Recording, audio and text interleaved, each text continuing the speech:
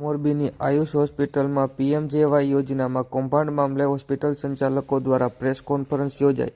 બાબતે પ્રાપ્ત માહિતી મુજબ ગઈકાલ શુક્રવારથી મોરબીની આયુષ હોસ્પિટલમાં પીએમજેવાય યોજનામાં કૌભાંડ આચરાયાના આક્ષેપો સાથે મીડિયા અહેવાલ પ્રસિદ્ધ થતાં મોરબીના આરોગ્ય વિભાગમાં ખળભળાટ મચી ગયો છે. જે બાદ મોરબીની આયુષ હોસ્પિટલના સંચાલકો દ્વારા પ્રેસ કોન્ફરન્સ યોજી સમગ્ર ઘટના વિશે માહિતી આપવામાં આવી હતી.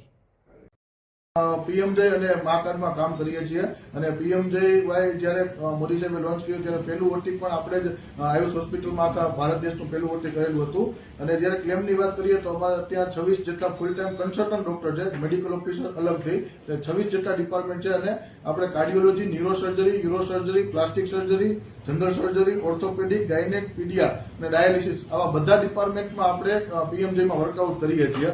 ડાયાલિસિસ, નોર્મલ ડિલિવરી, પછી ડિજેસ્ટન્ટ, સીએજી આ બધી નાની બ્રેકેટ પ્રોસિજર હોય છે. એના કારણે ક્લેમના જે નંબર્સ છે એ વધારે હોવાનું રીઝન હોઈ શકે. કેમ કે આપણે જે ડાયાલિસિસ છે 600 થી 700 ડાયાલિસિસ આપણે પર મંથ આપણે આયુષ હોસ્પિટલમાં કરીએ છીએ. અને રાહત દરે આપણું વર્કઆઉટ છે, બધું જે આપણા જે ચાર્જીસ છે એ રાહત દરે છે. એટલે પેશન્ટનો એક ભરોસો છે. મોરબી ડિસ્ટ્રિક્ટ અને મોરબી ડિસ્ટ્રિક્ટની આજુબાજુના ઇવન સુરેન્દ્રનગર, જામનગર, કચ્છના લોકો બી આપણે ત્યાં સારવાર અને ટ્રીટમેન્ટ લેવા માટે આવે છે. અલગ અલગ જિલ્લાઓમાંથી આવે છે. અને પીએમજે માં આપણે સતત 3 વર્ષથી આપણને જિલ્લા પંચાયતમાંથી સારી પીએમજેની કામગીરી બદલ એવોર્ડ મળેલો છે. એ એવોર્ડની પહેલા એની ચકાસણી થતી હોય છે, ઓડિટ થતું હોય છે, પછી એવોર્ડ ઇવન પેશન્ટનું સેટિસ્ફેક્શન પણ એમાં જોવામાં આવતું હોય છે.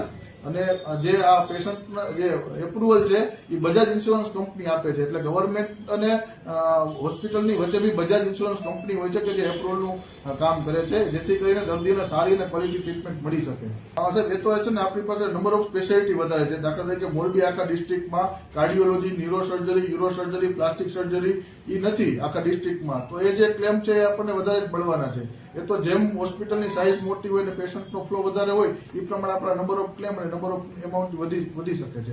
ઇવન પ્લાસ્ટિક સર્જરી જેવો ડિપાર્ટમેન્ટ છે કે જેમાં મા કાર્ડમાં કોઈ જગ્યાએ કામ નથી થતું હોતું, એવા ડિપાર્ટમેન્ટમાં બી આપણે મા કાર્ડમાં દર્દીઓ માટે કામ કરીએ છીએ.